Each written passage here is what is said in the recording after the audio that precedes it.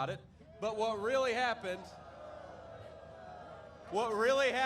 is this. The Harris administration had to admit that more than a quarter of all the jobs that had supposedly been created last year were actually fake. They never existed. It was the biggest revision to the job numbers since the financial crisis back in 2008, 2009. In other words, what it means is they are cooking the books to hide how bad the economy really is under Kamala Harris. I promise you this, on November 5th, there is one job that is definitely going to vanish, and that is when we tell Kamala Harris, you are fired, and send her back to San Francisco.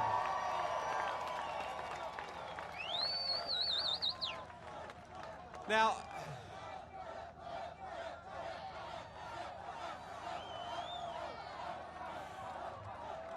y'all are fired up, and it's hot out here. Kamala Harris, she needs a rock star to get a crowd like this. We just come out here because we're patriots and we want to save this country.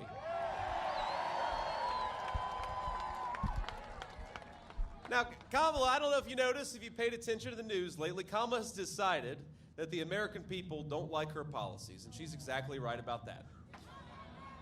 Just take one, immigration. Kamala Harris, remember, she suspended deportations on day one. She stopped Donald Trump's Remain in Mexico policy. That was on day one, and that's why we have a wide open southern border. But I read a story this morning that her advisors are considering just copying all of Donald Trump's policies. They're more popular. In fact, I've heard that for her debate in just a couple of weeks, she's going to put on a Navy suit, a long red tie, and adopt the slogan, "Make America Great Again." I think that's what... But we're not going to let the American people forget that Kamala Harris is the candidate of American decline.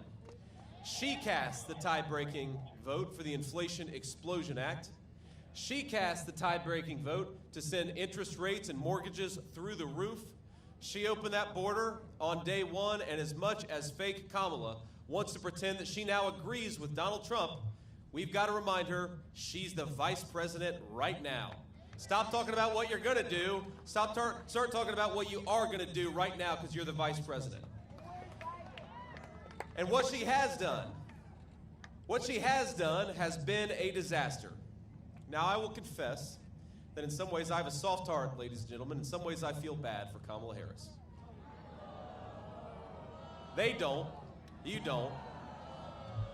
But I'm not sure that this is a woman who knows what she actually believes.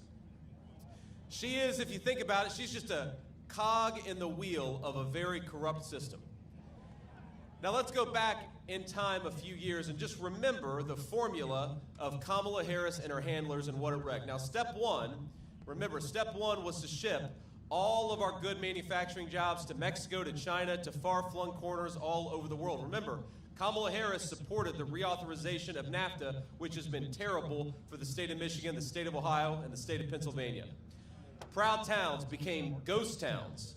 Dignified American workers became dependent on the government, and families, including a lot of families like mine, fell apart under financial stress. Now that was step one. Did we ask for any of that? Now here's step two. Step two is open our border to millions of illegal immigrants.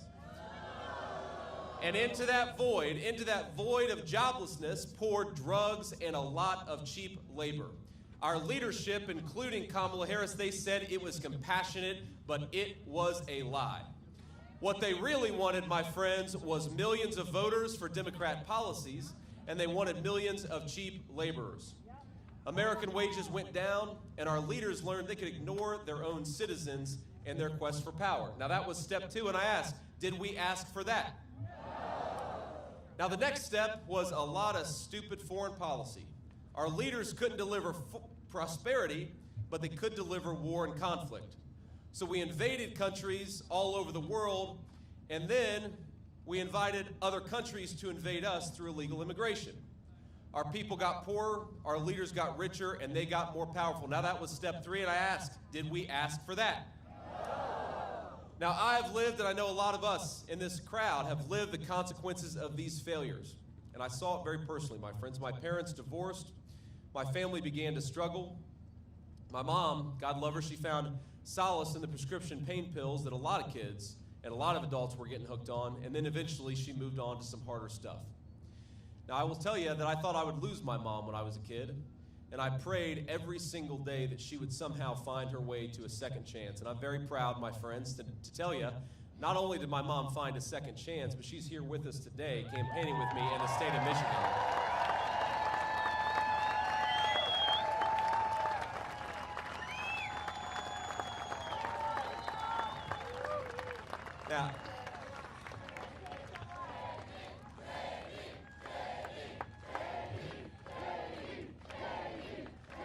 Now she is, I will say, the best grandmother that my kids could ask for. They are 7, 4, and 2.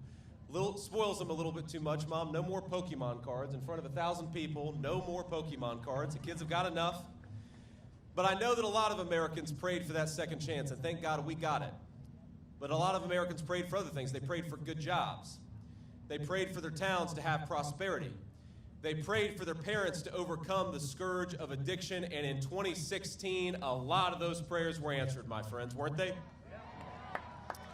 After a generation of Americans being ignored by their leaders, Americans spoke with a unified voice, and you know what they said? They said, no more bullshit, and they sent Donald J. Trump to the White House.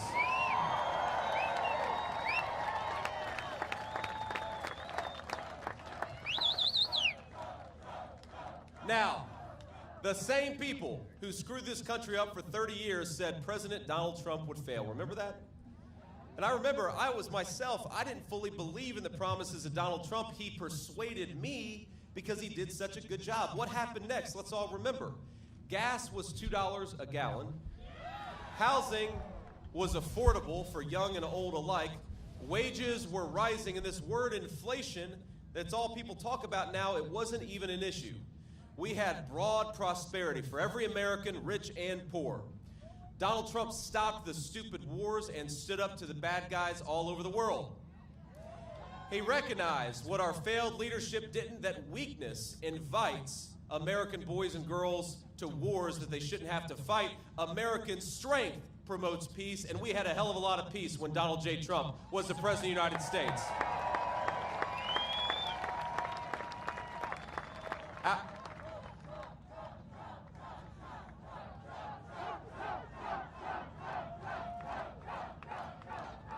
I gotta get whatever we fed these guys behind me. They're having a good time. Our border, my friends, our border was secure. Overdose deaths were coming down where they had gone up for 15 years. And a lot of people who struggled in my hometown had good jobs and good prosperity, and it happened all across the state of Michigan and Ohio. My mom, she got clean and she stayed clean. That was my personal victory that happened. And for every lie, remember, for every lie they told about Donald J. Trump, he just kept on plugging away at doing the American people's business. He did it so well, we had take-home pay rising faster than it had in 30 years. Our corrupt leadership, remember this, our corrupt leadership said, if you put tariffs on China, prices will go up. Instead, Donald Trump did exactly that. Manufacturing came back and prices went down for American citizens. They went up for the Chinese, but they went down for our people.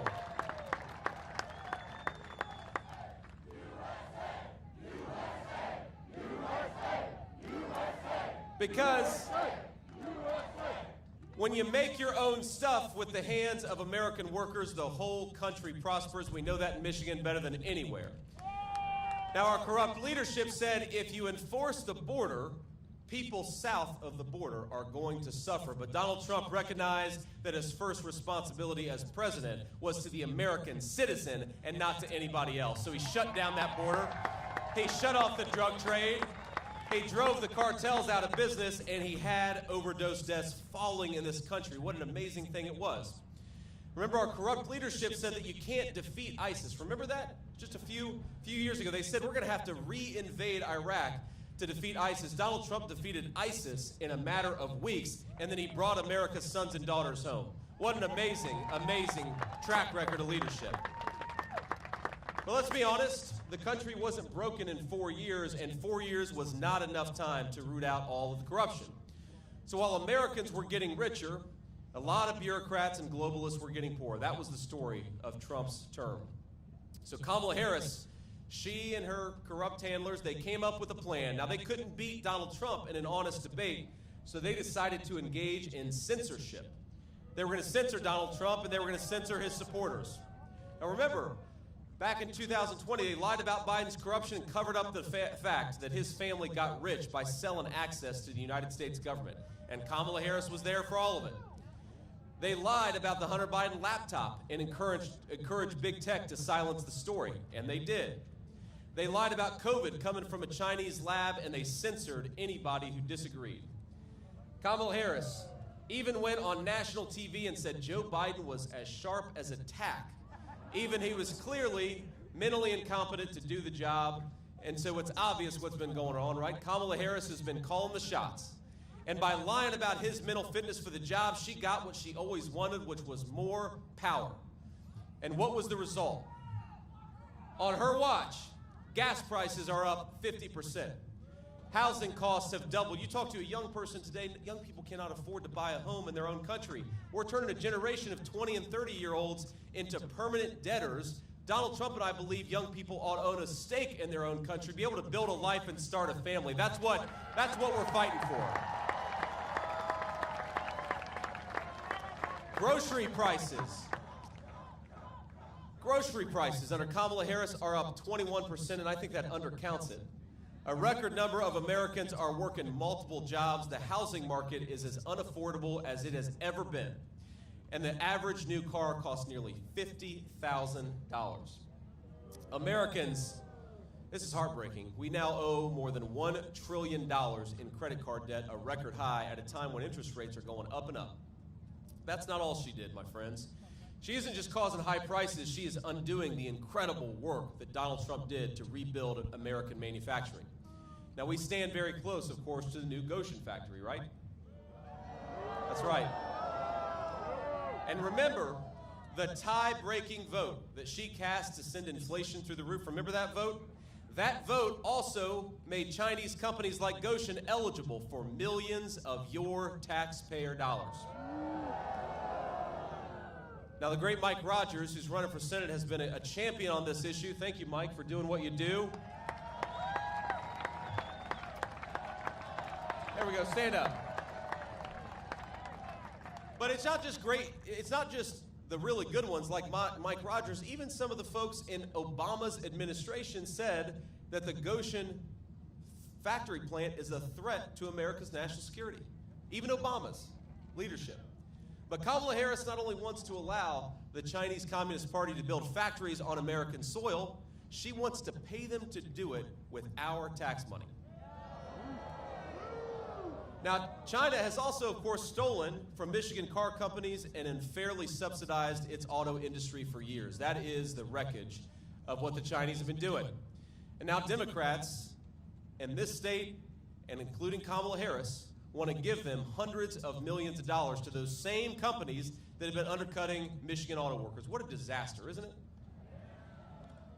Now, I know, like I said, we've got some great leadership, like Mike Rogers, who are helping us in this fight. We've also got Chairman Pete Hoekstra, who will help turn Michigan red. Where's Pete at?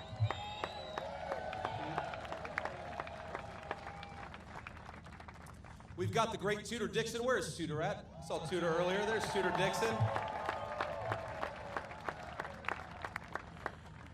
Now, they all know firsthand that Democrats are helping China destroy and replace our auto industry from the inside out, and we're going to stop it. The Democrats are helping China, and it's not just in Goshen, okay? They're doing a lot more beyond that. In fact, just a few weeks ago, you probably saw this, Stellantis announced that it would lay off nearly 2,500 proud Michigan auto workers, making the iconic Ram 1500 Classic. Now that is the record of Kamala Harris shipping American jobs to China and paying them to do it with your tax dollars. And what did she talk about at her convention speech? I just saw that. Did you see Kamala's convention speech? Well, that was smart of you for not seeing it, but I'm in this business. I have to. Now, Kamala Harris said, "When we fight, we win." This is one of her favorite taglines. And I don't know if you saw it, but then Tim Walz stood up and shouted, "And even when we don't fight." That's what Tim Walz said. Now, he lies about everything, of course. He calls me weird, but then he lies about how his kids were conceived. Who does that? That's just the weirdest thing I've ever seen. He said he served in combat, but the closest Tim Walz ever came to combat is when he let rioters burn Minneapolis to the ground and did absolutely nothing to stop it. And I know we have got a lot of veterans out there. I served in the United States Marine Corps, and I did go to Iraq when my country asked me, and I'm proud of it. And I know a lot of veterans who take offense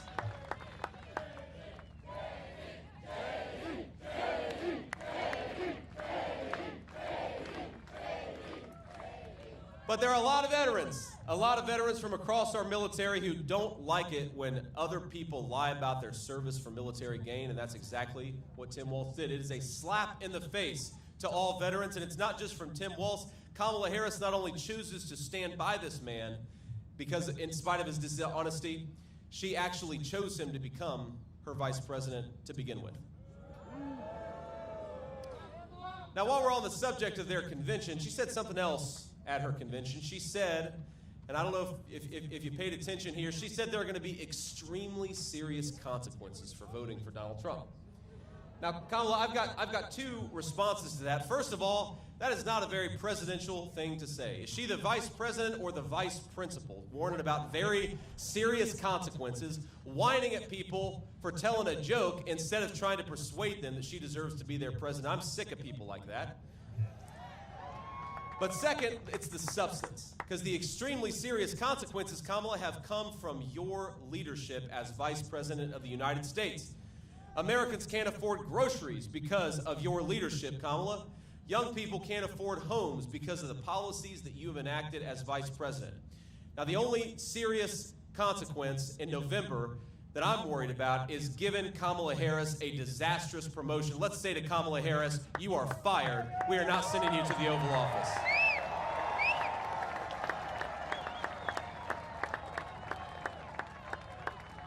Now, my favorite line from Kamala is she says, if you elect her president, she is going to fix it all on day one. Well, Kamala, I hate to break it to you, but day one was 1,300 days ago. You've been vice president for 3.5 years. What the hell have you been doing during all that time? The message from this crowd and this state of Michigan is you had your chance, you failed, and we're not giving you a promotion. And Donald J. Trump is coming back to clean up your mess, Kamala Harris, and it's going to start right here in the state of Michigan.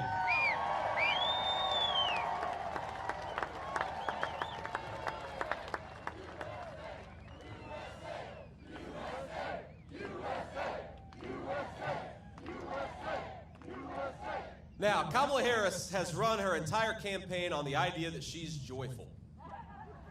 But ask yourself, are you better off than you were 4 years ago? The only person in America who could possibly answer yes to that question is probably Kamala Harris herself.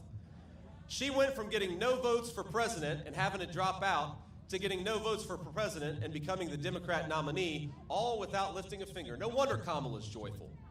Now, never mind the fact that Americans can't afford groceries. Kamala got her promotion. Never mind that our fellow citizens can't afford their rent because Kamala, she's having fun. And never mind that Kamala Harris is on the cusp of running us into World War III. Kamala will laugh all the way to the bank while her donors get rich, and we know it's not going to be her family sacrificing to pick up the mess. But I got to tell you, as much as I am frustrated with Kamala Harris, I am so hopeful about the future of our country. We have the most beautiful country in the entire world, don't we? I've been flying around the country, I've been driving around the country, and you get a new perspective running to be the next vice president that I'm so grateful for. We've got natural resources all across this country that are the envy of the world, my friends. We just need better leadership. It is that simple. Better leadership, that's all we need to fix this country. So here's what we're going to do, and we'll offer a little contrast. Kamala Harris wants to open the border. On day one, Donald Trump is going to close the southern border, and his message to every illegal immigrant is pack your bags because you're going home.